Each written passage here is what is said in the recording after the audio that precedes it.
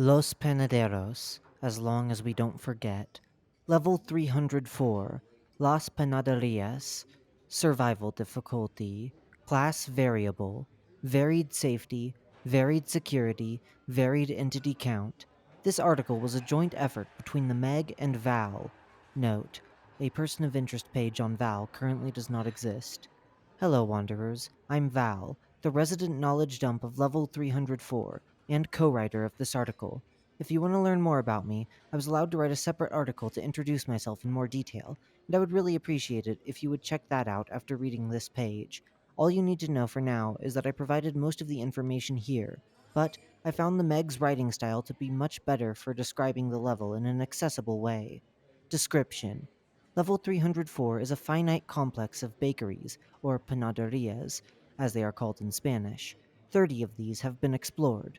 We, both Los Panaderos, see below, and the Meg, started exploring these after a random Meg member ended up here when she ate some pink cake on level 67, Artopiejo Desire. Our groups got acquainted, and we decided to make an effort to document everything here in great detail. After a bit of traveling, we found out that conditions vary wildly across the entire level, from being full of both people and decorations in some places to being incredibly dangerous and unexplored elsewhere. The Meg does a much better job of explaining the specifics than I do, so they'll take it from here. Habitable Panaderias, Survival difficulty, Class habitable, Safe, sustained communities, devoid of harmful entities. Image caption: One of the habitable Panaderias in level 304. Habitable Panaderias are filled with colorful decorations, such as small candles, baked goods in display cases, wooden table sets covered in festive cloth, paintings exhibiting Mexican culture, colorful alebrije and calavera sculptures, and papel picado. All baked goods served here are safe to eat.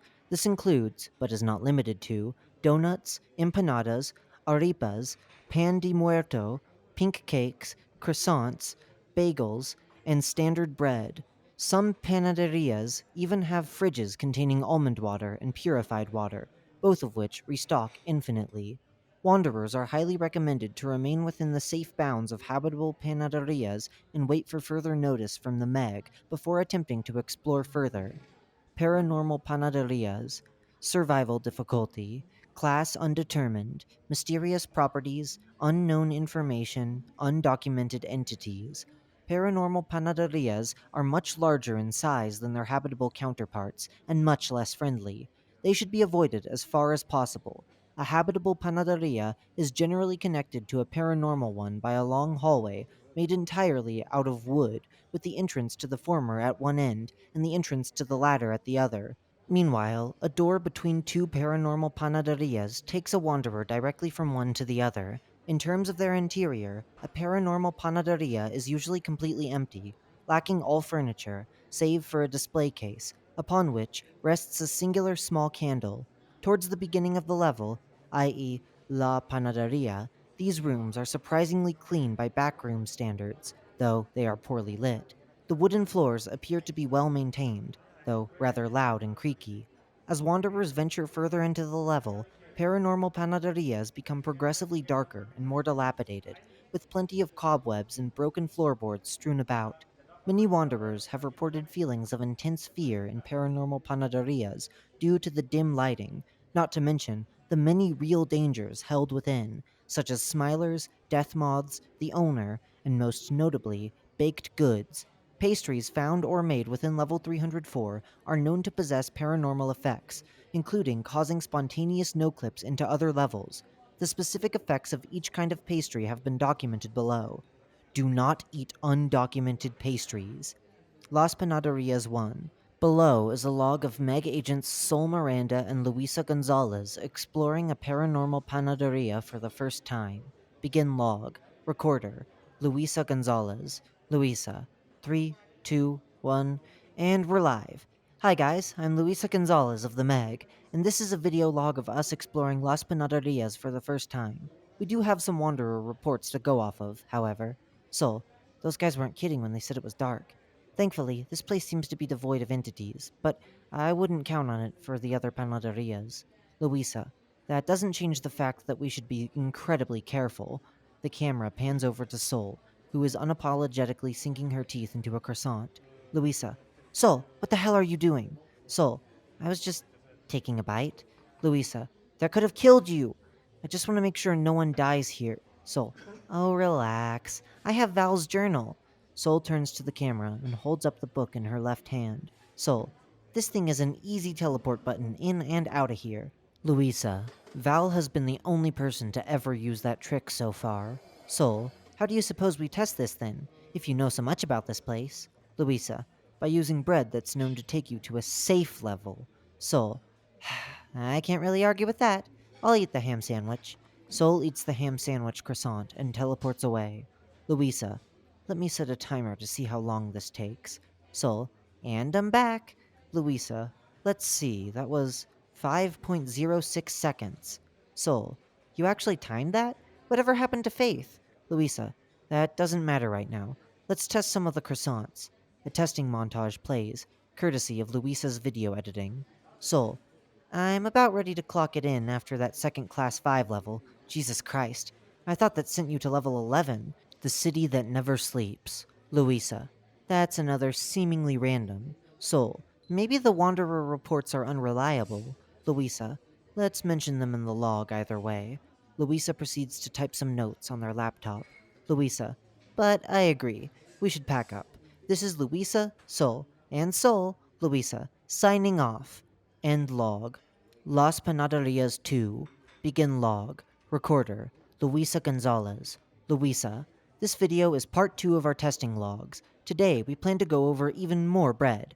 For context, a lot more of the level has been explored than we initially thought. 4 other outposts have been established here by the Meg and Los Panaderos. It turns out that other places on the level are safe besides Las Panaderia.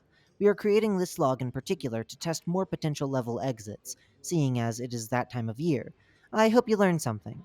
Sol, more importantly, let's hope one of these empanadas has the exit these people wanted for Christmas. Luisa, maybe we should try to confirm the rumors about the guava empanada. Sol, this would probably be the most anticlimactic exit, if it works. Liquid pain appears on the table. Sol, yeah, that's about what I expected. I'm sure the customers would have enjoyed not dealing with Luna, but this exit is too good to be true. Luna burst abruptly into the room, the door behind her slamming loudly. Luna, hey! Excuse me, but I am far from the worst thing in the Backrooms. What about the Smiler next door? Or, God forbid, another level that isn't class habitable? Sol, relax. I was just playing around. Do you want to help us test these? Luna, sure, but you better not send me to any stupid place like level 276, the Hive. Sol, great. Let's start by having you try this beef empanada. Luna, I'm assuming I get the journal first? Sol, rolling his eyes. Fine, here you go. Luisa, Sol, please don't undermine safety procedures. Luna is inexperienced. Luna, you wanna go, bitch? I'll show you I can hold my own. I am not inexperienced. Luisa, be my guest. And she's gone. Sol, how much do you want to bet she won't show up for the rest of the video? Luna suddenly teleports back. There is a red stain on her shirt and a furious expression on her face. Luna, I thought I told you not to send me to the Hive. Sol, wait, really? Luna, I seriously doubt it's a coincidence that that one empanada you gave me just so happens to take me to the very level I didn't want to go to. Sol and Luisa start to laugh uncontrollably. Luna, I have had it with you two. You are always making fun of me. Sol, you always say that, but the 5 of us continue to stick together through all the odds. Luna, yeah, you're right. See ya. Luna storms back to Las Panaderia. Luisa, after that mess, we still have 3 more to test. Sol, let me try the pizza first. Sol's face turns red as steam exits her ears. Sol, fuck! This burns like hell! Please tell me you brought milk, or at the very least some fucking almond water. I swear to God, my tongue is fucking numb. Luna, distantly muffled. Serves you right, bitch. Sol, suffering. Shut up, Luna. Luisa, luckily for you, I have some almond water from the cooler. Sol, thank fuck! Hopefully the strawberry empanada is better than that shit. Luisa, not much is worse than tongue burn. Sol, dear God, this is so much better. This strawberry stuff is surprisingly refreshing. Luisa, I'm glad. Okay, I'll probably just use my fancy editing for the rest of this. Cue the music.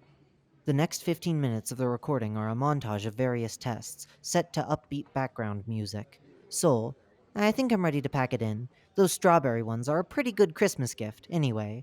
Louisa turns to face the camera and waves cheerfully. Turkey, level 714, Future Funk Radio. Ham and cheese, transports wanderers to any level located in a school building.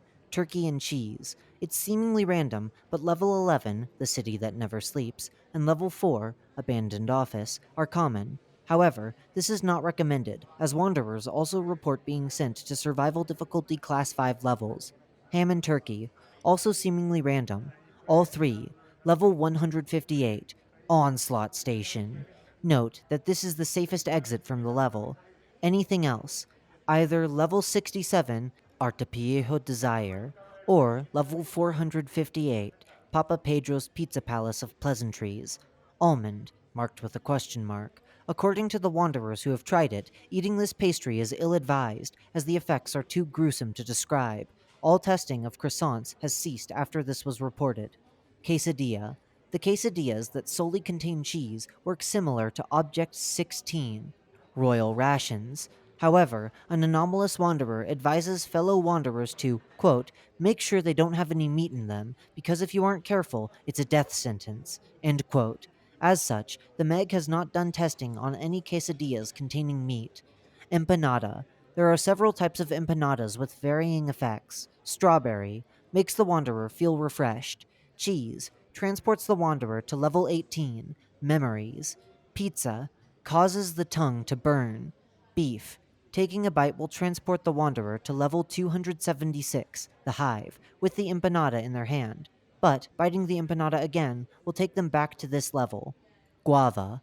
One wanderer reported their friend getting sent to Puerto Rico in the front rooms. However, all attempts to recreate this have failed, instead, resulting in a bottle of liquid pain appearing on the table. Pineapple, marked with a question mark, transports the wanderer to level 404, my dearly fragmented. Footnote. Don't ask why this is here. We didn't test it, and it didn't come from a grieving wanderer like the almond croissant. Louisa. End footnote. All testing ceased after the pineapple empanada was first documented. Do not eat undocumented pastries in the paranormal panaderias. Miscellaneous. This tab is a brief record of miscellaneous tests. Pink cake sends you to an undocumented level. Bagels. If it is plain or has cream cheese of any kind, you go to level 89. A taste of home. Sandwich bagels have the same effects as sandwich croissants. Arepas make a loud noise that attracts entities to your location. Entities. The owner. The owner is an incredibly powerful entity that is rumored to exist on this level. Most knowledge is merely chatter, but four details are always consistent across each version of the rumor. The entity can shapeshift, it wields purple fire, it always carries a journal, it has some vague ability to control level 304. The rest of the details vary wildly, but they are being investigated. There is a single person who claims to have encountered this entity. However, any attempts to reach this person or the owner have been futile. The only leads we have on the owner are journal pages that have been found in paranormal panaderias. No one has been able to determine the origin of these pages. I really don't think this entity is real. The Meg insisted on including this section, so I'm writing to point out that this is, again, just a rumor. I feel like someone just needs to be more careful about what they eat, because this sounds like your average backrooms hallucination.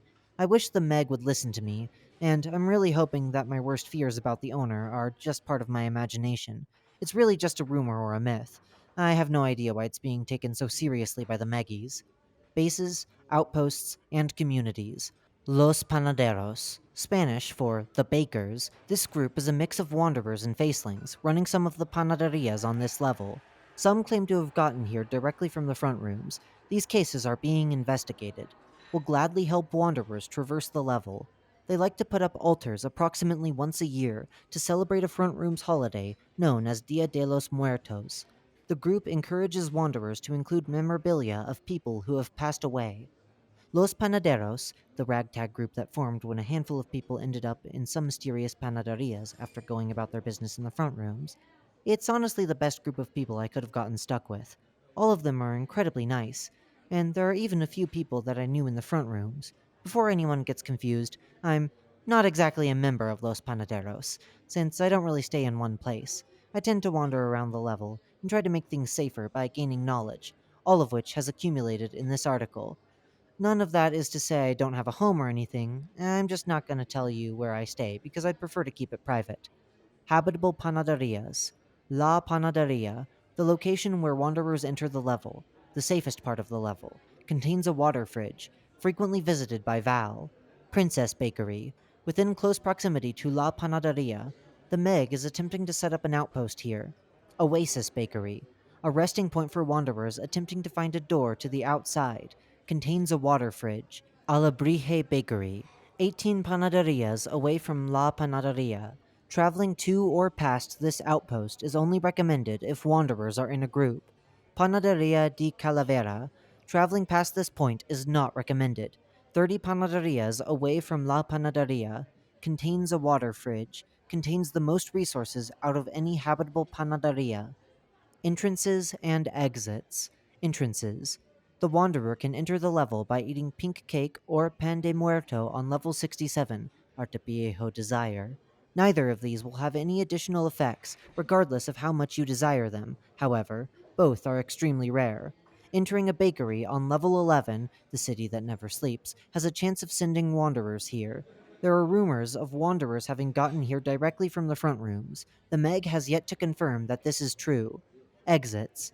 Eating the pastries in paranormal panaderias may send wanderers to several different levels, but testing has stopped after a wanderer ended up in level 404, my dearly fragmented.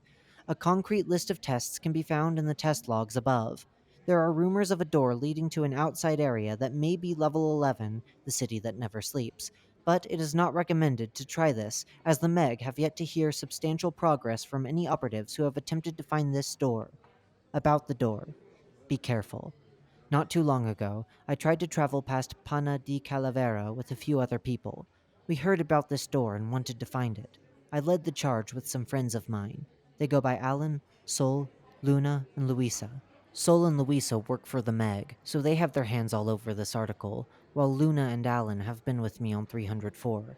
We once attempted to travel beyond what humans felt was possible. We could see nobody besides us, and an occasional entity. We were stranded with your group. It genuinely felt isolating at times, and it took a major toll on my psyche, with how familiar these places were. It felt like my memories were turned against me, right down to the occasional childhood birthday or Quinn's equipment. You couldn't see jack shit in these rooms anyway. The darkness compares to level 6. Lights out. Though, at least our flashlights worked here. Not like that matters, since we always got jump scared by entities when we turned it on, usually smilers or death moths. Not to mention these rooms were huge. Starting from when you pass Oasis, these places stretch up to a mile each, but it was all worth it for what was at the door. Some say it was a simple level 11, the city that never sleeps, exit, but people had reason to believe it led to levels that could be considered mythical, or even the front rooms. But that was ages ago, and we haven't tried since. Luna used to act like she was in high school, and now she's 21. Alan has been doing God knows what, but I can guarantee he would be down to explore again. I haven't seen any of them in forever. I might see if they are in La Panaderia and say hi. Maybe we can try this expedition again and make it to the other side. I'm not even sure what went wrong last time.